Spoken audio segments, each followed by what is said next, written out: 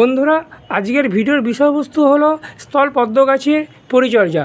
August মাসের শেষের দিকে অথবা সেপ্টেম্বর মাসের প্রথমের দিকে কয়েকটা বিশেষ পরিচর্যা এবং গাছের মাটিতে একটা বিশেষ জৈব খাবার আমরা যদি প্রয়োগ করতে পারি, তাহলে কিন্তু অক্টোবর মাসের শুরুর দিকে আমরা স্থলপদ্ম গাছটাকে যেরকম অনেকটা বেশি ঝাগড়া করতে পারবো, তার সাথে সাথে স্থলপদ্ম গাছে আসবে অগণিত পরিমাণে কুড়ি। কী সেই পরিচর্যা, কী সেই গুরুত্বপূর্ণ খাবার, এই সমস্ত বিষয়গুলো আজকের ভিডিওতে আমি তোমাদের সামনে তুলে ধরার চেষ্টা করব। তাই বন্ধুরা, আজকের এই ভিডিওটা তোমরা একটু স্কিপ করো না।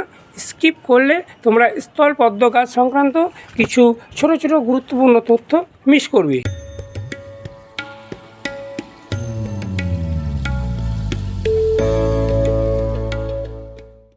নমস্কার বন্ধুরা, সঞ্জয় হর্টিকালচার চ্যানেলে তোমাদের সবাইকে স্বাগত।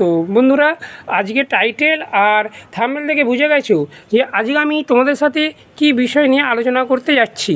আমার এখানে যে স্থলপদ্ম গাছটা দেখতে পাচ্ছ, এই স্থলপদ্ম গাছটা হলো একটা ডবল ভ্যারাইটির স্থলপদ্ম গাছ। এই স্থলপদ্ম গাছের ফুলের কালার চেঞ্জিং হয়, মানে সকালের দিকে ফুলটা হয় সাদা, একটু বেলা বাড়লে ফুলের কালারটা হয়ে যায় হালকা গোলাপি, এবং বিকেলের দিকে ফুলের কালার হয়ে যায় গাঢ় গোলাপি কালারের। আর একটা স্থলপদ্ম গাছ হয় যেটার কালারের কোনো চেঞ্জিং হয় না, সেটা সিঙ্গেল কালারের স্থলপদ্ম হয়। স্থলপদ্ম গাছ সিঙ্গেল ভ্যারাইটি এবং ডবল ভ্যারাইটি এই দুরকম প্রজাতির হয়ে থাকে। দুটো স্থলপদ্ম গাছের পরিচর্যা এবং খাবার প্রায় এক। এবারে বলি, আগস্ট মাসের শেষের দিকে এমন কয়েকটা ছোটো ছোটো পরিচর্যা আমাদের করতে হবে, যে পরিচর্যাগুলো করলে তবেই কিন্তু আমরা আমাদের স্থলপদ্ম গাছটাকে অনেকটা বেশি ঝাগড়া করতে পারবো। আর যত বেশি ঝাগড়া করতে পারবো, ততই কিন্তু ফুলের যে সংখ্যা, সেই ফুলের সংখ্যা আসবে অগণিত পরিমাণে। এক নম্বর যে কাজটা করতে হবে, প্রথমে আমাদের এই স্থলপদ্ম গাছটাকে প্রুনিং করতে হবে। প্রুনিং মানে একদম ডিপ প্রুনিং না, লাইট প্রুনিং। কারণ এই সময় যদি আমরা ডিপ প্রুনিং করি, তাহলে আমাদের স্থলপদ্ম গাছেতে ফুল আসতে অনেকটা দেরি হয়ে যাবে। যে ডালগুলো একদম শুকনো শুকনো হয়ে গেছে, সেই ডালগুলোকে কেটে দিতে হবে। কেটে দিলে এর নিচ থেকে যে ব্রাঞ্চগুলো বেরোচ্ছে, এই ব্রাঞ্চগুলো খুব দ্রুত বৃদ্ধি হবে, এর ফলে গাছটাও অনেকটা বেশি ঝাঁকড়া হয়ে যাবে। এই শুকনো শুকনো ডালগুলোকে কাটার জন্য অথবা অবাঞ্ছিত যে ডালগুলোতে আছে, মানে রোগগ্রস্ত যে ডালগুলো কাটার জন্য একটা কাটারের প্রয়োজন হয়, এবং এরকম একটা কাটারকে প্রথমে স্যানিটাইজ করে নিতে হবে, মানে জীবাণুমুক্ত করে নিতে হবে। আর ডেটল কিংবা হাইড্রোজেন পারঅক্সাইড দিয়ে আমি আমার এই কাঁচিটাকে ভালোভাবে জীবাণুমুক্ত করে নিয়েছি, এবং এখানে যে শুকনো শুকনো ডালগুলো আছে এইগুলোকে আমি কেটে দেবো। এইভাবে আমি কেটে দিলাম। এর পাশ থেকে দেখো দুটো ব্রাঞ্চ আমার বেরোচ্ছে। এই দুটো ব্রাঞ্চ খুব দ্রুত বৃদ্ধি হবে, যেহেতু আমি এখানে শুকনো ডালটা কেটে দিলাম। এই কাটা জায়গাগুলোতে যাতে বৃষ্টির জল লেগে ফাঙ্গাস না হয়, তাই জন্য কাটা জায়গাগুলোতে অবশ্যই একটা ফাঙ্গিসাইড লাগিয়ে দিতে হবে। এখানে আমি ফাঙ্গিসাইড হিসেবে নিয়েছি হলুদ গুঁড়ো। হলুদ গুঁড়োর একটা পেস্ট তৈরি করে এই কাটা জায়গাগুলোতে আমি এইভাবে লাগিয়ে দেবো। তোমরা হলুদ গুঁড়োর জায়গায় যে কোনো ফাঙ্গিসাইড ডাল কাটার পর এইভাবে লাগিয়ে দেবে, অবশ্যই লাগিয়ে দেবে। কারণ বর্ষাকালেতে কাটা জায়গাগুলোতে যদি ফাঙ্গিসাইড না লাগানো হয়, তাহলে খুব দ্রুত ফাঙ্গাস লেগে গাছটা মারা যেতে পারে। এরপরের যে কাজটা করতে হবে, আমাদের স্থলপদ্ম গাছগুলোকে যেখানে দিনে 6 থেকে 7 ঘন্টা রোদ্দুর আসে, সেরকম জায়গাতে আমাদের এই স্থলপদ্ম গাছগুলোকে এই সময় রাখতে হবে। যেহেতু এখন বর্ষাকাল, অনবরত বৃষ্টি হচ্ছে, তাই যখনই রোদ্দুর বেরোবে এবং যে জায়গাতে রোদ্দুরটা খুব ভালোভাবে আসে, সেই জায়গাতে আমাদের এই স্থলপদ্ম গাছটাকে রাখতে হবে। যদি ছায়া জায়গায় আমাদের এই স্থলপদ্ম গাছটাকে রাখি, তাহলে কখনোই গাছের বৃদ্ধি হবে না, এবং আগামী দিনে গাছ থেকে অনেক বেশি পরিমাণে আমরা ফুল পাবো না। বর্ষাকালেতে স্থলপদ্ম গাছগুলোকে কখনোই ছাদের মধ্যে ডাইরেক্ট রাখবে না, কারণ ছাদেতে যে জল হয়, বৃষ্টির জল, সেই বৃষ্টির জল টবের নিচ দিয়ে মাটির ওপরের দিকে উঠে আসে, এবং শিকড়গুলোতে জলগুলো লেগে ধীরে ধীরে শিকড়গুলো পচতে আরম্ভ করে।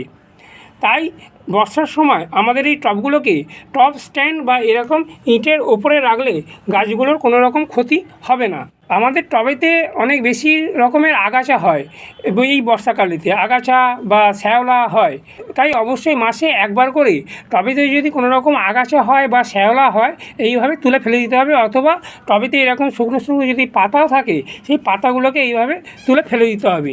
আমি প্রতিনিয়ত আমার টবেতে যখনই আগাছা হয় বা শ্যাওলা হয় আমি প্রতিনিয়ত তুলে ফেলে দিই। এর ফলে আমার গাছ টবেতে কোনো রকম আগাছা বা শ্যাওলা জন্মায় না। মাসে দুবার করে অবশ্যই টবের মাটিটাকে এইভাবে এই বর্ষাকালেতে খুঁড়ে দিতে হবে, কারণ বৃষ্টির জল পেয়ে টবের মাটিটা অনেকটা বেশি জাম্প হয়ে যায়। এর ফলে মাটির ভেতরে হাওয়া চলাচল খুব ভালোভাবে করতে পারে না। তাই মাসেতে দুবার করে এই বর্ষাকালেতে টবের মাটিটাকে যদি এইভাবে হালকা করে খুঁড়ে দেওয়া যায়, খাবারটা যেরকম গাছের শিকড় পর্যন্ত পৌঁছতে পারবে, সেরকম হাওয়া চলাচলটাও খুব ভালোভাবে করতে পারবে।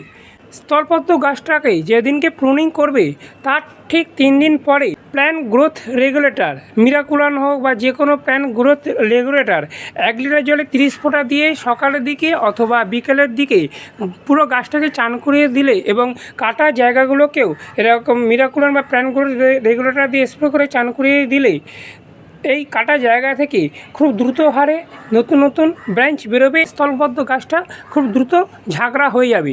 এরপরে বলি স্থলপদ্ম গাছেতে কী খাবার দিলে আগামী দিনে মানে অক্টোবরের মাসের শুরু থেকে গাছেতে অগন্তি পরিমাণে কুঁড়ি আসবে। স্থলপদ্ম গাছ হলো একটা জবগোত্রীয় গাছ।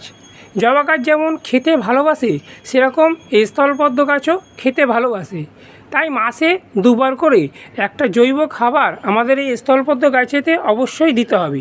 আমার এই স্থলপদ্ম গাছটা একটা 12 ইঞ্চি টবের মধ্যে রয়েছে। 12 ইঞ্চি টবেতে আমি যে খাবারগুলো দেবো, এখানে দিচ্ছি চা চামচের 2 চামচ চা পাতা, 1 চামচ হচ্ছে ডিমের খোসার গুঁড়ো। তোমরা ডিমের খোসার পরিবর্তে হাড়ের গুঁড়ো ব্যবহার করতে পারো। এই ডিমের খোসার মধ্যে থাকে প্রচুর পরিমাণে ক্যালসিয়াম। আর এখানে দিচ্ছি 1 চামচ অনুখাদ্য বা মাইক্রোনিউট্রিয়েন্ট। আর পাশে যে বাদামি কালারের যে জিনিসটা দেখতে পাচ্ছ সেটা হলো অর্গানিক পটাশ। তোমরা অর্গানিক পটাশের জায়গায় তোমরা কলা খোসার গুঁড়ো বা পেঁয়াজের খোসার গুঁড়ো ব্যবহার করতে পারো। এটা নিয়েছি আমি 1 চামচ। আর হাফ চামচে নিচ্ছি আমি জৈব ছত্রাকনাশক হিসাবে ট্রাইকোডার্মা ভিরিডি। তোমরা ট্রাইকোডার্মা ভিরিডির পরিবর্তে হলুদ গুঁড়ো নিতে পারো।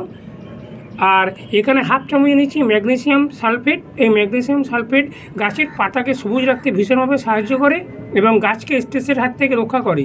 আর পুরো খাবারটাকে হজম করার জন্য এখানে নিয়েছি আমি 1 চামচ হিউমিক অ্যাসিড। পুরো খাবারটা আমি একে অপরের সাথে খুব ভালোভাবে এইভাবে মিশিয়ে নেব। এই জৈব খাবারটা টবের ধার বরাবর দিয়ে দিতে হবে, একদম টবের ধার বরাবর ঘেঁষে দিয়ে দিতে হবে।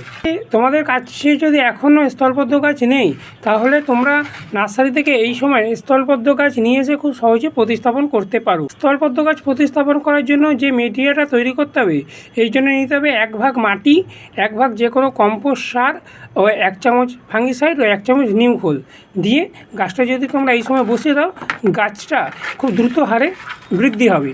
তোমাদের স্থলপদ্ম গাছ যদি ছোটো টবে থাকে অথবা রুট বাউন্ড হয়ে যায়, তাহলেও কিন্তু তোমরা এই বর্ষাকালেতে টব রিপোর্টিং করতে পারো, কারণ এই সময় টব রিপোর্টিং করা সবথেকে আদর্শ সময়।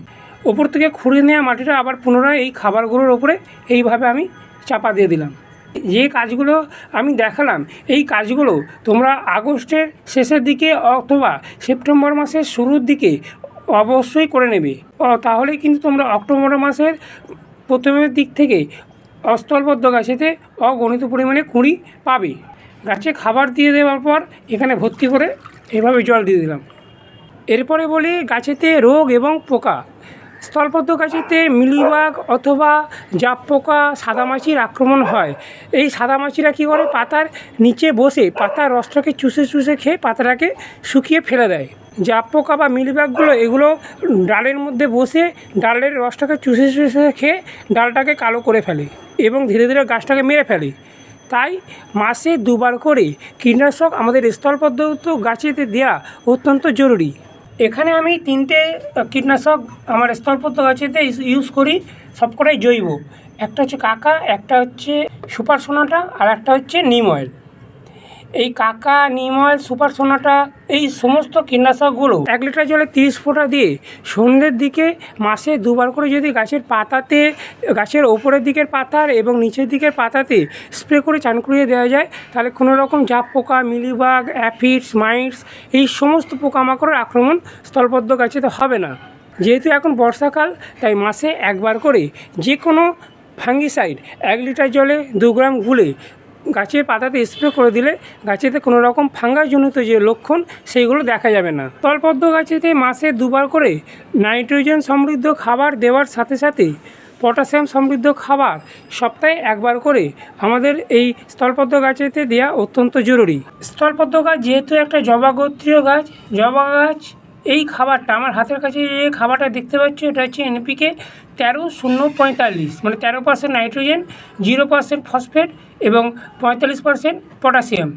এই খাবারটা এনপিকে 13-0-45 2 গ্রাম 1 লিটার জলে গুলে প্রত্যেক সপ্তাহে 1বার করে স্থলপদ্ম গাছে পাতাতে খুব ভালোভাবে যদি স্প্রে করে চান করিয়ে দেওয়া যায় তাহলে গাছের বৃদ্ধি যেরকমভাবে চোখে পড়ার মতন সেরকম গাছেতে ফুলের যে সংখ্যা সেই ফুলের সংখ্যাও আসবে অগণিত পরিমাণে। তোমাদের হাতের কাছে যদি এনপিকে 13-0-45 না থাকে তাহলে তোমরা সপ্তাহে 1বার করে পেঁয়াজের খোসার জল কিংবা পাকা কলার খোসা ভেজানো জল যদি টবের মাটিতে দিতে পারো তাহলে কিন্তু তোমাদের স্থলপদ্ম গাছেতেও ফুলের যে সংখ্যা সেই ফুলের সংখ্যা আসবে অগণিত পরিমাণে। বন্ধুরা, এটাই ছিল স্থলপদ্ম গাছের আগস্ট মাসের পরিচর্যা সংক্রান্ত বিষয় আলোচনা। যদি আমার এই ভিডিওটা তোমাদের ভালো লেগে থাকে অবশ্যই ভিডিওটাতে একটা লাইক দিও এবং চ্যানেলটাকে সাবস্ক্রাইব করে আমার পাশে থেকো। পাশে থাকা যে বেল আইকনটা সেটা প্রেস করে দিও।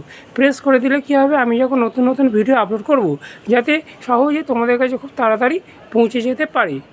সবাই তোমরা খুব ভালো থেকো এবং সুস্থ থেকো। নমস্কার।